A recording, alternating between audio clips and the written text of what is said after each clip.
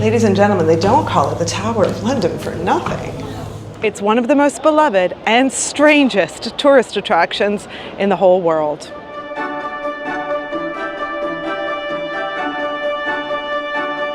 I'm Jessica, the museum guide, and today we are visiting His Majesty's fortress, the Tower of London. Now, if you're planning to be one of the 3 million visitors that the Tower of London will greet this year, or you just want to learn more about it from the comfort of your sofa, welcome. I'm delighted that you're here. On this tour of oddities, we are going to be visiting all areas of the tower, as well as multiple museums, the Fusiliers Museum and the tiny but fascinating Royal Mint Museum.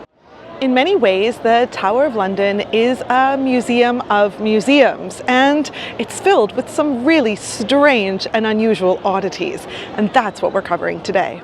Right now, I'm standing in front of this glass pillow, and this is here to represent the execution by beheading of royals here at the Tower.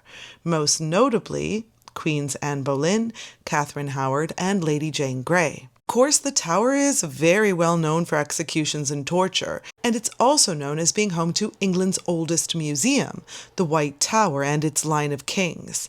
But when I started to try to include all of this information into this video, it was getting out of hand. So I've decided to split my tours to the Tower of London into 3 videos.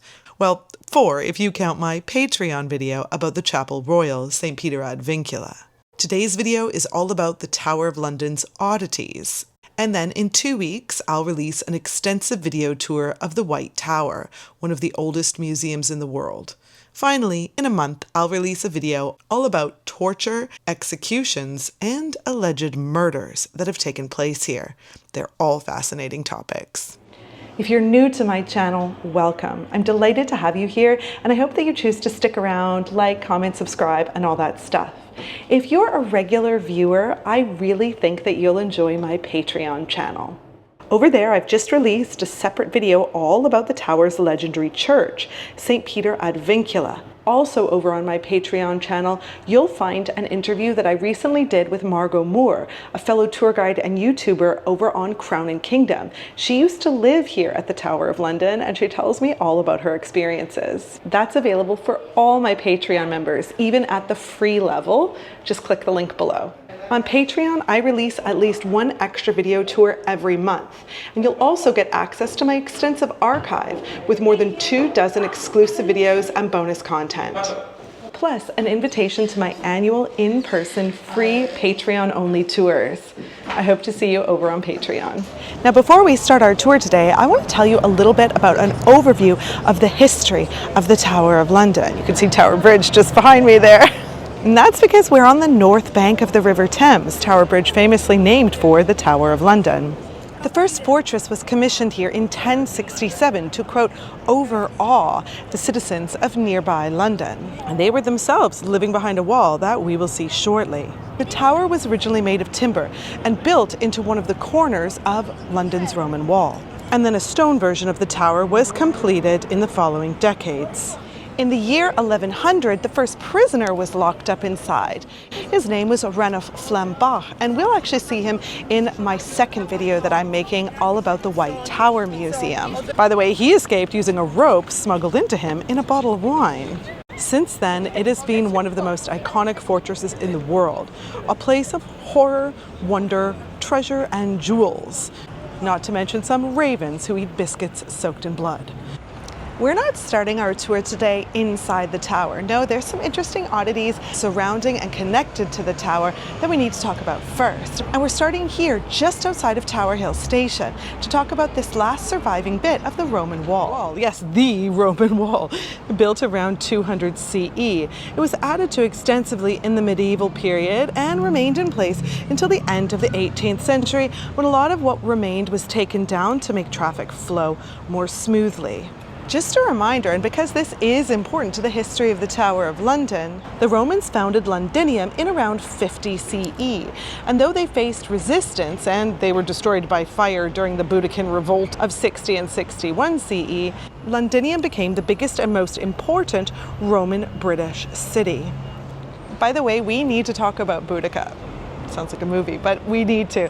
That's a future video tour for sure. There's actually a really good section of wall that a lot of people don't know about a few steps away in the courtyard of the Leonardo Hotel here. Here we can see a statue that we think depicts Emperor Trajan. This is an early 20th century cast that was recovered from a scrapyard in Southampton in the 1920s. It was cast from a late 1st century statue found in Minturno. That one is on display in the National Archaeological Museum in Naples. By the way, Trajan, who presided over a great military expansion in the early 2nd century, he never actually visited Britain. Now we're walking over to the tunnel, and you can see that I'm walking under this subway. That's the British term for an underpass. I absolutely love these paintings depicting some of the most famous figures and places in the tower's history. These were commissioned in 1999 from Stephen B. Whatley to promote the tower. The paintings were reproduced on steel vitreous enamel panels, and that's what we can see right now. You can see Elizabeth I, Anne Boleyn, Henry III. I know for a fact that Margot's favorite here is Charles II. She loves anything having to do with him, but she really loves this painting. Here's one of those medieval bits I was telling you about, one of the medieval posterns. This one gave access to the city of London from the east, and it's the only surviving example of a large medieval gate tower in the city wall. Now, one of the first things you might notice when you leave the station is this moat that surrounds the Tower of London. And yes, it is actually very overgrown. Why? Well, 20 million seeds were planted in 2022 in honor of Queen Elizabeth II's Platinum Jubilee. Each of the flower species was specially selected for their color and their ability to attract different kinds of pollinators. It's very important to create biodiversity in the heart of London. Now, the moat itself was first built by William the Conqueror. He wanted a defensive ditch around two sides of the Great Stone Keep. That's the building that we call the White Tower. We can't actually even see it from this angle. The ditch would flood with tidal river water. In the 1240s, under King Henry III, a proper moat was finally constructed, and then Edward I expanded it a few decades later. That's the moat that we can see here in this artist representation. It was massive, at least 50 meters wide. It was full of young pike. And just look at this wicker fish trap dating from the 15th or 16th century. You can see it on display here in St. Thomas's Tower, discovered when they were doing excavation work in the 1990s, and it still has fish skeletons inside. But by the 1840s, this moat was a stinking cesspit. It was so malodorous and had caused an outbreak of a deadly infection in the early 1840s that the Duke of Wellington decided to drain it. The water was described as being filled with, quote, putrid animal and excrementitious matter. Yuck! So now, if you want to be technical, and you know I do, this is actually described as a defensive dry ditch. Believe it or not, it was used by the yeoman warders as an allotment, both before and then especially during the World Wars, providing the Tower residents with produce during rationing. Of course, the ditch has the capacity to become a moat again once more. When the Thames burst its banks in 1928, it did just that. And I mean, of course, that could happen again. Let me show you one more interesting oddity before we enter into the tower walls themselves. On my right, just here, next to this pink hot dog van, this looks like a big old post box, but it's actually the entrance to the tower subway. That was the second ever tunnel built under the River Thames. Now, the first tunnel was dug between 1825 and 1843 between Rotherhithe and Wapping, using something called a tunneling shield developed by Mark Brunel and his son Isambard. You can see a model of the tunneling shield at the Brunel Museum. It was innovative, but it cost so much. An enormous sum back then at £600,000. However, a few years later, a South African named James Greathead developed a new technology. He announced that he could do the same much quicker and cheaper with his Greathead shield tunneling digger. And that went on to dig a lot of the tube lines, by the way. His statue is prominently located in the City of London on Cornhill, and his tunnel, this one, only took 10 months and £16,000 to build. Now this is the entrance to that second tunnel, which was opened in 1869, but then became redundant when Tower Bridge opened. Today it's used to run cables and pipes across the river. Now, just look over here on my left. These animal sculptures represent the fact that the tower was once home to the Royal Menagerie. Yes, it was a zoo. I'll talk about that later on in this video when we visit a display about just that. Look at how fascinating this has been already, and we're not even inside yet of the Now that we're inside the walls, let's start by talking about this tower behind me, the Byward Tower, and an oddity that we can't actually see. Very few people can, actually. The Byward Tower is not open to the public, but it is home to an exceptional and unusual piece of 14th century medieval art called the Byward Angel. Just look at the photos. Wow. Painted right on the wall. St. John the Baptist, the Virgin Mary, St. John the Evangelist, and St. Michael the Archangel. Sadly, you can see it was partially covered in the Tudor era when a large chimney was built here, covering up what we believe to have been Christ on the cross. Look at the Tudor rose that's still partially here. Now, look at St. Michael. He's holding up a set of scales, weighing the souls of the dead. Look at the imp on his scale. This was likely placed here for a reason, and I will come back to that reason shortly when I visit the Royal Mint. Before we actually enter the Mint Museum, let's notice here, yes, this sign says doctor's surgery. And just for my non-British viewers, a doctor's surgery in this country means a doctor's office. No one's having surgeries here. But why would the Tower of London need a doctor's office? For tourists who slip and fall on the cobbles? No. Remember that about 150 people actually live here at the Tower of London, including my friend and colleague Margot Moore. I filmed an interview with her, and it's up over on Patreon, about her experiences living here at the Tower of London. Just down here you can see some of the Beefeaters residences, places where people actually live here at the tower. So there's many services and amenities available to them, such as a pub. Of course, we're in Great Britain after all. Remember, when the big gate outside closes at 10 p.m, if you're in, you're in, and if you're out, you're out. Well, not really the way it was in medieval times, but now the people who live here get access every day to an ever-changing password that's simply called the Word. And so they can come and go as they please. But at 10 o'clock, something occurs here every night called the Ceremony of the Keys. Of course, one of the quintessential experiences of the Tower of London is taking a tour with the Yeoman Warder, aka a Beefeater. On our tour today, I'm gonna let a Yeoman Warder pop in and say a few words when it's applicable. They are decorated military officers, yes, but they are also brilliant tour guides. They have been here guarding the Tower of London since Henry VII established the role on September 16th, 1485. And that's 541 years ago, making them one of the oldest military corps in the world. Okay, so why are they called Beefeaters? Well, no one really knows. But it may be because of generous rations back in the 16th and 17th century. Oh, and yes, there are female Beefeaters ever since 2007. Moira Cameron, a former warrant officer who served 22 years in the British Army, became the first woman to join the ranks. Yeoman Warder's 500-year history. Now we're heading inside the Royal Mint, which was indeed here between 1279 and 1810. And this street became known as, you guessed it, Mint Street. Edward I, the king in the 1270s, was understandably vexed by widespread tampering of coins. Even though the punishment was death, the practice of coin clipping was very common. It used tools very similar to those used for making coins in the first place. The designs didn't reach to the edge of the coin, so basically you could just snip off a wee bit of each one and create ingots worth a lot on the continent. Look here at these two Edward I coins, one clipped and one not. This would remain a problem for centuries. Edward I used the coin clipping crisis as a reason to move the mint here to the Tower, but he also used it as an excuse to scapegoat England's Jews. In 1278, he had nearly every Jewish head of household arrested, and many were imprisoned here in the Tower. Around 300 were executed, and their money was seized. Edward used this money to build St. Thomas's Tower above Traitors' Gate, which we'll see pretty soon.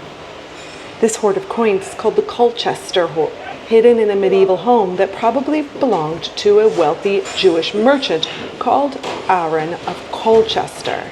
They never had a chance to recover the hidden hoard. They were probably some of the many persecuted Jews at the time. Making coins was a hot and dangerous job, but many of the men who did this job were actually seasonal workers, farmers and fishermen who were called in when new coins needed minting.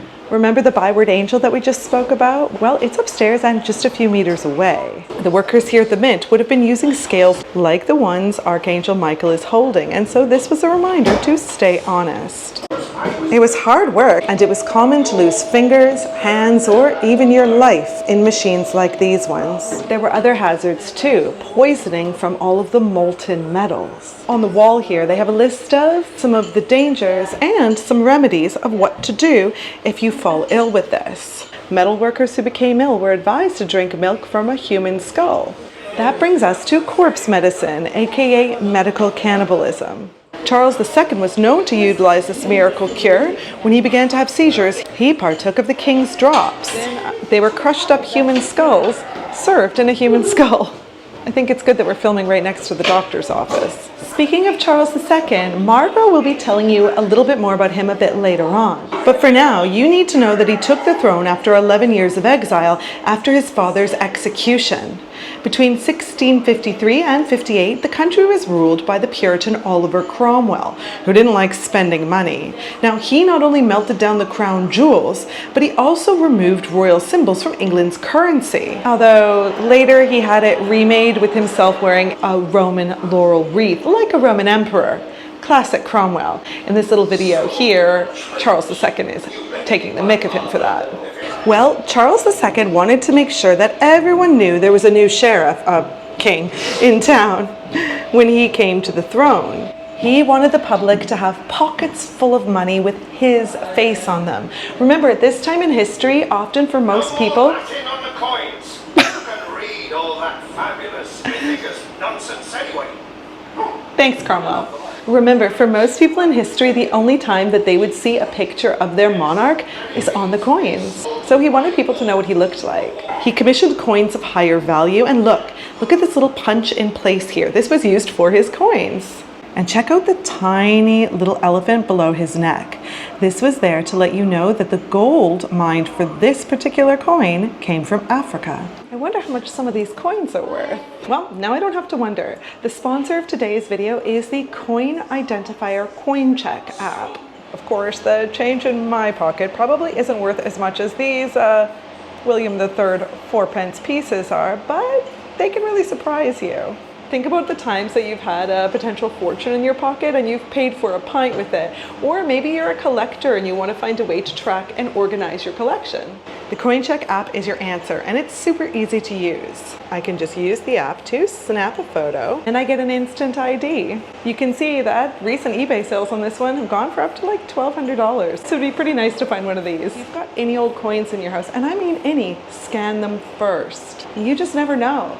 A pub near my house found an old coin underneath their floorboard and ended up selling it for £12,500. It works on coins from all around the world, by the way. Download the CoinCheck app now. The link is in the description below. It's really cool.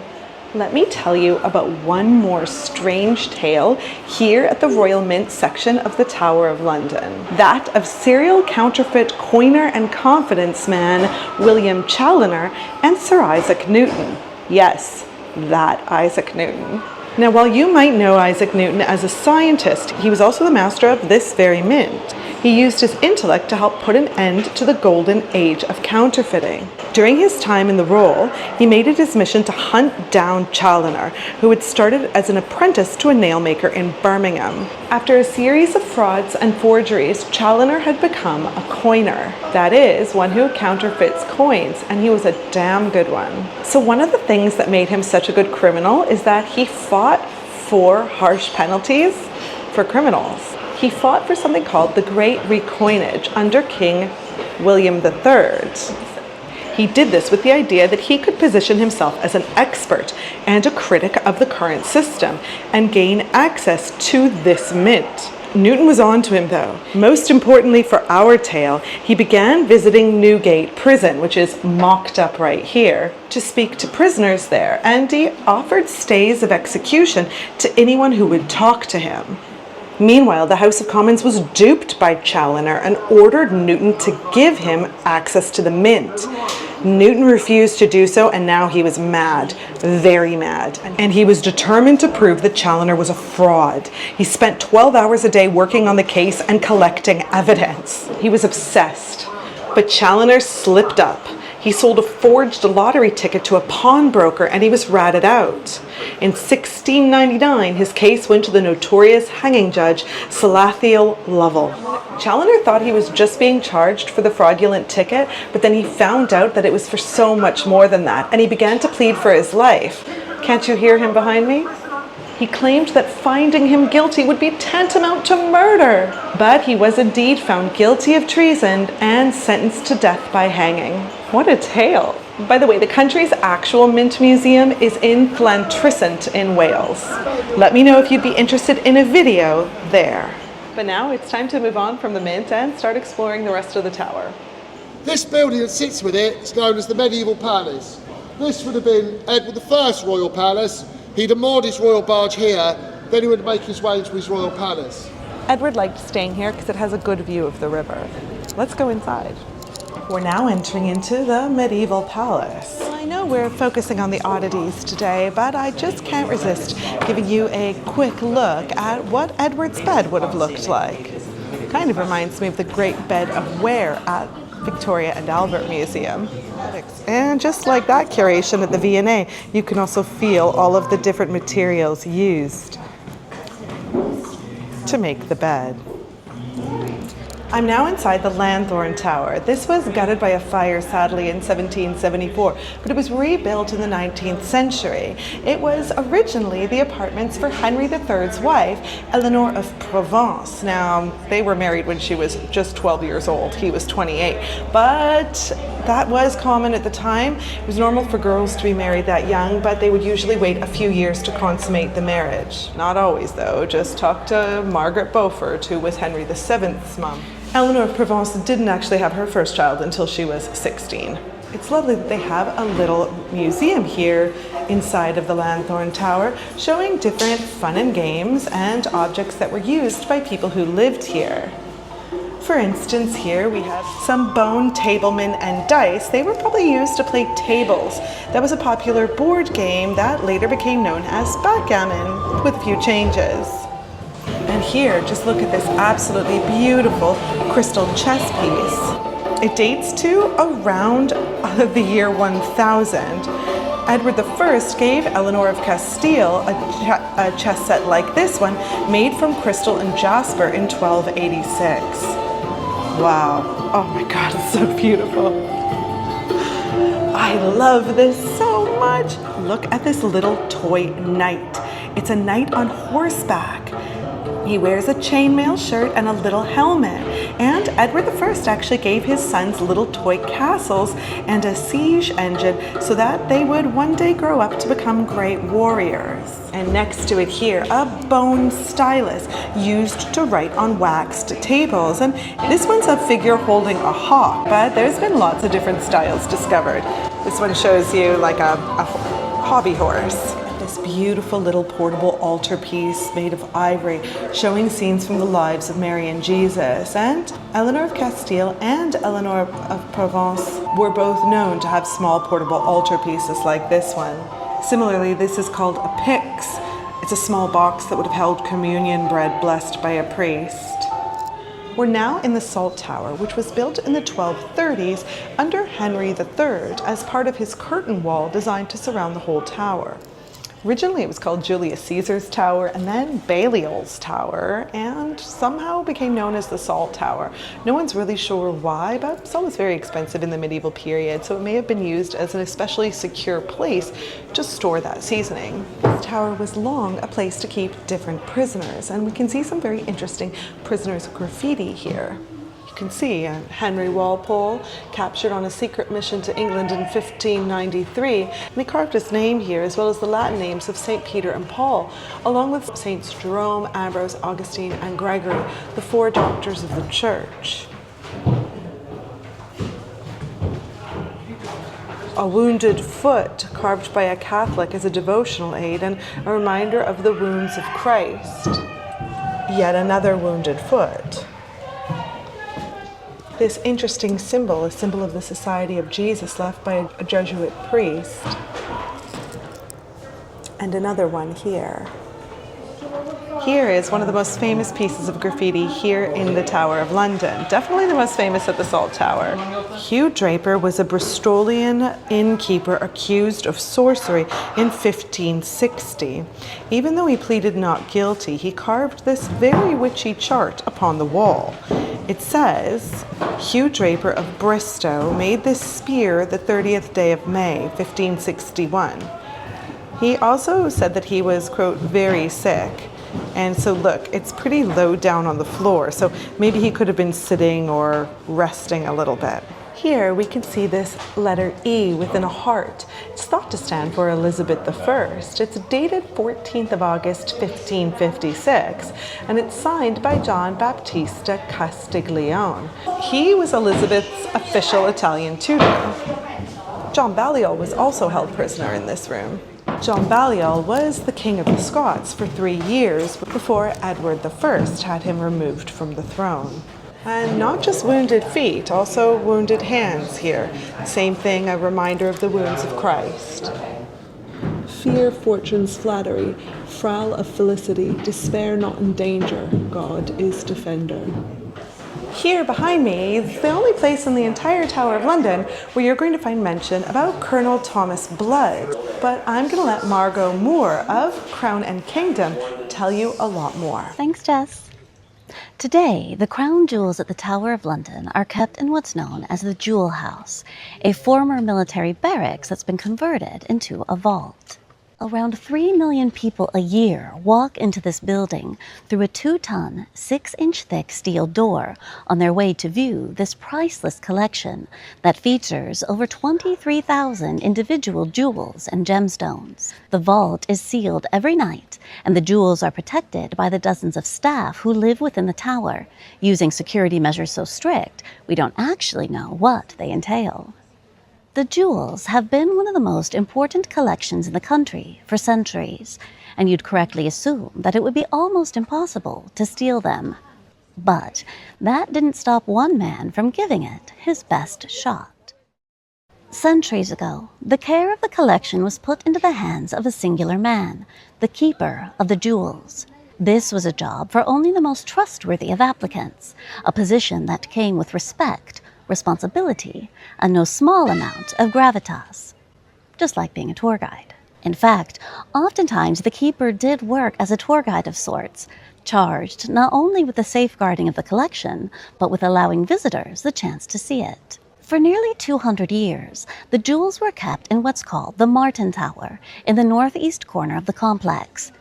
The keeper in the 1670s, a man named Talbot Edwards, lived in a flat above the jewel collection and thought nothing of it when a parson and his wife arrived in April of 1671 asking to see the jewels. But what Edwards didn't know is that this man was no parson.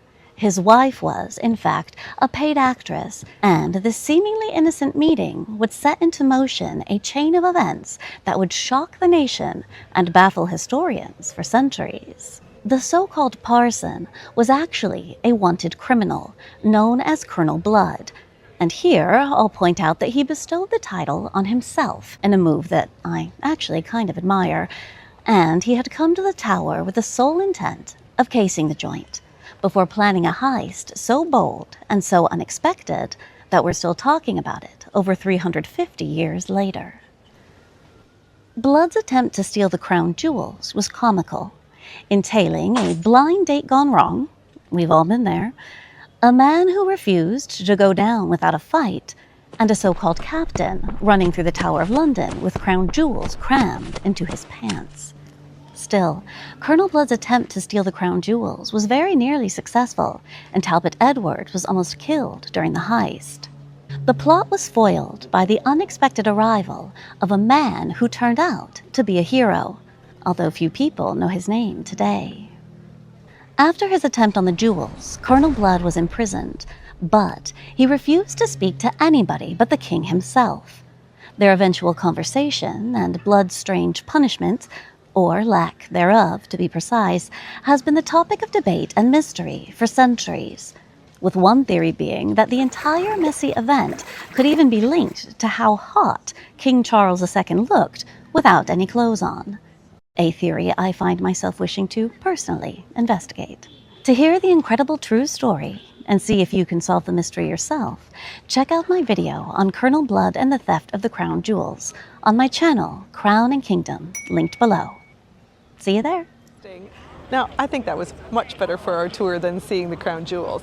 They're beautiful, but they're not really oddities now, are they? Back in the Martin Tower, there's also a little bit of graffiti here from Ambrose Rookwood. He was one of the lesser-known gunpowder plotters who worked alongside Guy Fawkes. He was arrested on the 8th of November, 1606, and brought here first. He pled guilty, and on 30th of January, he was tied to a hurdle and dragged from the Tower to Westminster. There, he was hanged, drawn, and quartered with the rest of them. We're just about to go inside the Royal Fusiliers Museum. I told you there was a lot of museums here. Just before we do, have a look here. This is an iron 9-pounder gun. It dates to around the year 1700, and it was probably cast in Sussex, but that's not why I'm telling you about it. No, you can see here that it was formerly used as a bollard on Tower Hill, a practice that started as early as the 17th century. You might remember that I included a cannon bollard in my Borough Market Oddities video, and some people thought that it was an urban legend. No, it is true. It's really more for a military buff. That said, every museum has oddities. You just have to sniff them out, and I have found a few. Like this here. Yes, you are correct. This is a bust of Adolf Hitler. And here, another one of Benito Mussolini. These two were brought back to England by the Royal Fusiliers in 1947 as war trophies. My favorite room, though, has to be here in the 18th century. It's got a few really strange things here. For instance, this big iron boot. It was used to uncover a defaulter in the regiment. An iron boot was applied to the leg of R. Reginald, who was suspected of aggravating a wound in order to avoid his duties. After 12 days of wearing this boot, his wound healed, and so it was proven that he had been the one who'd been picking at it to aggravate it. I don't know if that really proves it, but he received 500 lashes as a punishment. You'll notice that one of the words on the boot is a cure. There's a few other neat things in here too. This letter here is court-martial proceedings for Private William Harris. He was accused of pawning his uniform, and Private Richard Roberer was accused of being drunk on duty. This letter up here is from Colonel R.Y. Shipley to his mother. He describes being shot, quote, "hit at last, my dear mamma, like a woodcock in the thigh. The ball kindly came out the other side. I have preserved it, and I hope to bring it home." He wrote this in 1854. A sad reminder of the Crimean War here, this grave marker brought back sometime between 1853 and 1856. I'm not sure if that means someone took it from a grave or they just had an extra marker left over. And some shot here picked up at the Battle of Alma. Certainly strange and macabre enough for any oddities tour. Look here, this is a crucifix carved from a bullet during World War II. This white tablecloth used by German troops to wave surrender at Monte Cosimo in Italy in 1944. I just love this gun cannon so much. Just look at it. It weighs 5 3/4 tons, and it was commissioned by the Order of St. John. That's 5,842 kilograms. Just look at the way that the dragon's head meets with that face in the middle. Its decoration includes heraldic devices, bands of cupids and vines, and St. Michael overthrowing Satan. It was brought to England from Malta around 1800. The cast iron carriage, by the way, was then made later in 1827 in Kent. It includes the arms of Malta and scenes from the island's history. And the gun's breech rests on an iron quoin formed as a Maltese dog. The cannon itself is probably Flemish and dates to 1607. And just look at that amazing Maltese dog on the end. This is one of my favorite things at the Tower. As I mentioned, the Tower of London is the precursor to the London Zoo, and there's an entire little exhibition here called the Royal Beasts. I love the detail of the bare footprints on the floor. From the 1200s to 1835, as visitors here, we would have gazed upon a wondrous collection of exotic animals, including lions, an elephant, and even a polar bear. Collections of animals like this were called menageries. It all started back in 1235, when Henry III was presented with 3 leopards, which were probably actually lions, by the Holy Roman Emperor Frederick II. He decided that he liked having exotic animals at his palace, and so he started collecting. The King of Norway gifted him a polar bear in 1252, and he received an African elephant from the King of France a few years later. Poor polar bear, whose name may have been Lynn. He was muzzled and chained, but allowed to swim in the river on a long lead to catch fish. The elephant, who was a popular attraction for Londoners, had a new 40-foot by 20-foot elephant house built and his own keeper, but he still died just a few years later. The lions did better. These sculptures are here on the site of the Lion Tower. Over time, many lion cubs were born here. Perhaps as the result of the Lion Tower's success, Henry III's crest featured 3 lions. Over the next centuries, the lions did attack and even kill a few keepers and visitors. After 1700, British colonization of India and other places around the world resulted in a new influx of menagerie residents, including Miss Jenny, the tower's Bengal cheetah. She would steal umbrellas and anything else she could get her hands on. The snakes were kept warm in a blanket by the fire. Sadly, the tower's ostrich was fed a nail and it, quote, stopped him up, and he died that way. There was a belief at the time that ostriches ate iron, so visitors would throw nails at him. After a massive decline, there was a surge in interest when new head keeper Alfred Copps took over, giving the menagerie a new life. However, the public was growing wary of menageries like this one. The horrific execution of an elephant called Chuni, owned by a private menagerie, highlighted the perils and the cruelty of keeping animals in a place like this. The London Zoological Society was founded in 1826, and in 1831 William IV ordered the transfer of the Tower Menagerie to the London Zoo, and the transfer was completed by 1835. The Lion Tower here was demolished. Now, the only famous animals here at the tower are the ravens, of course. In 2010, Historic Royal Palaces commissioned artist Kendra Haste to create 13 galvanized wire sculptures, and they're all displayed near where they were actually kept. Yeah, I found it weird to find out that the menagerie wasn't kept in one central location. They really were dotted all around the palace. In fact, there was even a room where you could just play with monkeys that were wandering around. People got hurt. Now it's a great time to talk about the ravens at the tower. Ravens are a big part of Tower of London lore.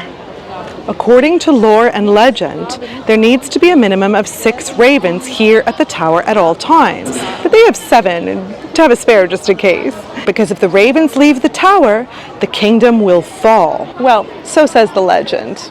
By the way, they eat dead mice and blood-soaked biscuits, and they'll also gladly eat whatever treat they snatch out of your hands.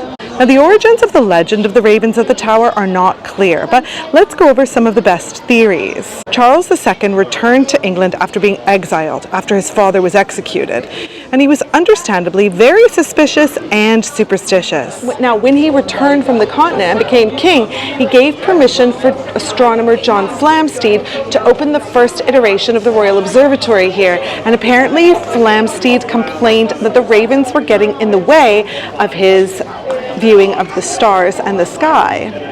So Charles said, let's get rid of the birds. But then he heard about a local wise woman who'd had a dream, and he wanted to know more. She knew that he was a bird lover, and she said that should the ravens ever leave the tower, the king would lose his throne and the monarchy would crumble. I actually have this book, a gift from my lovely friend Joanna. They're fed a very luxurious diet, and no, they are not forced to stay here. Because they're semi-tame, you wouldn't get your pet dog or cat at home and just open the back door and just chuck it out in the street, would you? Because they just won't do very well. So our ravens don't do very well. We feed them in the cage in the morning, we let them out, they do their own thing during the day on the wall, chasing the school kids, it's all great fun. You can hear the school kids screaming as they plough into their sandwiches. Unfortunately, Poppy's not here at the moment, she's the main offender when it comes to that. Then, well, as it gets dark, they usually go back in the cages, you just shut the doors and they're in, that's it really. How long do they live? 15 to 20 years? 25 years? Look at this absolutely massive, this is how big ravens can get. It's huge, look at compared to my hand. This is the previous Raven Master, Christopher Scaife. But the current Raven Master is Barney Chandler. Barney raises them from the time that they're first hatched, and they adore and listen to him. They certainly wouldn't listen to me. Now, I struggled on whether to include Sir Walter Raleigh in this video or in my video about torture and execution. And I made the decision to place his story in the other video, simply because he was ultimately executed. But this little detail, this definitely belongs in our Oddities video. Sir Walter Raleigh, a true Renaissance man, a famous explorer, soldier, sailor, courtier, and poet, including The History of the World, a poem he wrote during his 13 years of imprisonment here in the Bloody Tower, though it was then called the Garden Tower, and this indeed is his garden outside that he was allowed to tend. I'll talk a lot more about him in the upcoming video. While they were preparing to mark the 400th anniversary of Sir Walter Raleigh's execution and curate this new display, Tower historians noticed some peeling paint here, and they discovered this wall painting of a man's head, or maybe it's a woman's head. Based on the Bloody Tower's architectural history and the materials used here, they dated the painting to the early 17th century, and so it may have been done by Raleigh himself. Maybe it's even a self-portrait. The head is in profile and adorned with a laurel wreath. It was completely hidden from view by layers of white paint and plaster, and there might even be more drawings under there.